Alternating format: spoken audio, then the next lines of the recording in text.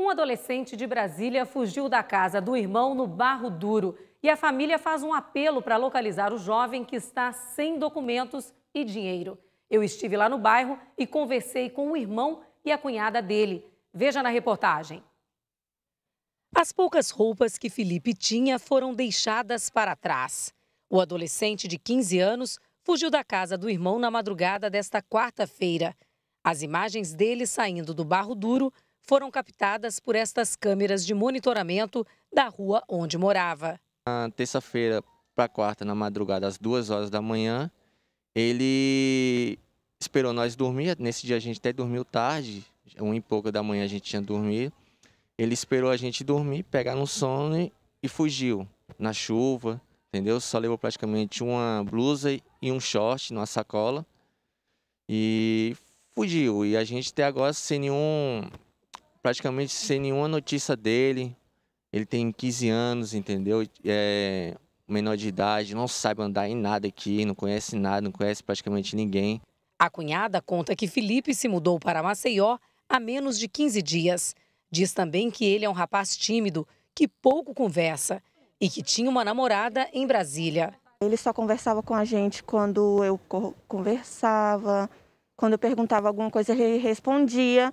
Mas assim, para ele falar com a gente, ele não falava, ele era bem tímido. A suspeita da família é que Felipe esteja tentando voltar para Brasília por causa da namorada com quem falava todos os dias pelas redes sociais do irmão. Sim, ele pode ter batido a saudade da namorada, como ele é um adolescente nessa fase meio difícil, onde dá aquelas crises de adolescente, porém ele pode ter...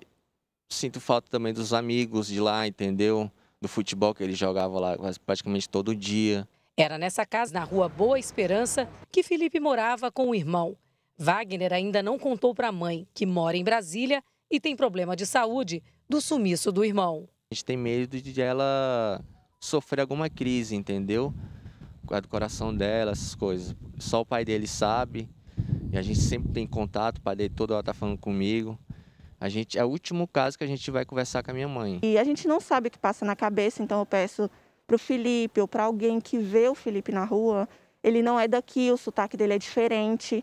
Então, para ajudar, porque tem 2 dias e ele deve estar com fome. Ele não tem dinheiro, está sem documentação e para ele voltar para casa.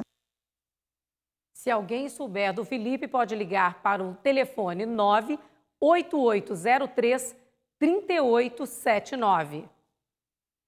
Um homem denuncia 2 advogadas que teriam praticado discriminação sexual contra ele. Você vai entender os detalhes deste caso na reportagem de Marcelo Moreno. Este auxiliar de enfermagem conta que foi a um escritório de advocacia para dar entrada em um processo trabalhista contra um antigo empregador. Ele é homossexual e convive com HIV. Por esta condição clínica, a identidade dele não será divulgada. O homem relata que foi ofendido e exposto por 2 advogadas que o atenderam diante de outras pessoas. O que eu presenciei foi um crime homofóbico partindo de 2 advogadas, no qual me chamaram com um nome pejorativo e também minha sorologia foi exposta.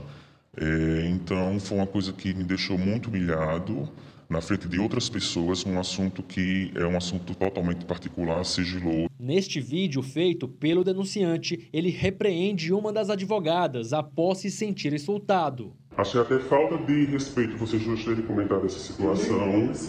Não, vocês estavam aí, eu estava aqui de costa, eu virei para ver que eu ainda estava aqui dentro, né? E é complicado, porque você vem no advogado, o advogado vem dizer que não pode resolver o problema porque não sei o que, ainda comentar sobre a minha doença. A advogada pede desculpas. Não existe desculpas. Aqui eu já vi. Quando eu falei o termo fiado, pra mim é super... Sim, e minha patologia, pra que ela foi falar da minha patologia pra você? Mas eu tenho que falar. Não, eu não tenho que falar nada, o que fica lá dentro, pronto e acabou. O auxiliar de enfermagem diz que o episódio trouxe abalos psicológicos. Entrei em depressão, tentei suicídio, fiquei 3 dias internado no Ulisses Pernambucano, no hospital de repouso psiquiátrico Ulisses Pernambucano. Existiu todo um constrangimento, tanto da humilhação como o meu emocional, que até hoje eu sofro com isso. É uma coisa rotineira. Quando eu penso que está tudo bem, vem todo aquele filme novamente de toda a humilhação que eu passei por conta das 2 advogadas. O processo sobre o caso se arrasta há mais de 1 ano e não teve desfecho. O crime de racismo, né, que é análogo à homofobia, teve também uma falta de dever de sigilo do advogado, né, referente às informações que foi passada pelo cliente, que vai ser resolvida pela OAB. E teve a questão do dano moral, né? Porque houve uma ofensa aos direitos da personalidade, que a um dos atributos, que no caso é a orientação sexual. Teve a questão da honra da imagem dele, que foi ofendida ali perante todos no escritório. A OAB informou que existe um processo disciplinar contra as advogadas, mas que corre em sigilo e não passou mais detalhes. O caso também é acompanhado pela Superintendência de Direitos Humanos e Igualdade Racial. Após ouvirmos a narrativa da vítima, tomamos em termos de declaração e encaminhamos para a Ordem dos Advogados do Brasil, Seccional de Alagoas, com cópia para o Ministério Público Estadual, para que as providências sejam adotadas e crimes como esse não voltem a se repetir, especialmente no escritório de advocacia, onde as pessoas têm a obrigação legal de zelar pelo cumprimento da lei.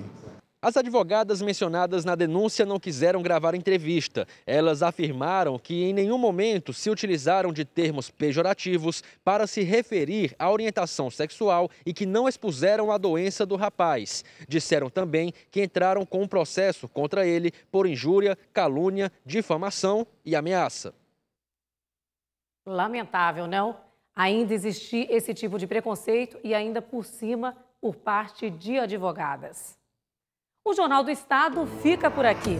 Outras notícias e as nossas reportagens você pode sempre conferir nas redes sociais da TV Ponta Verde.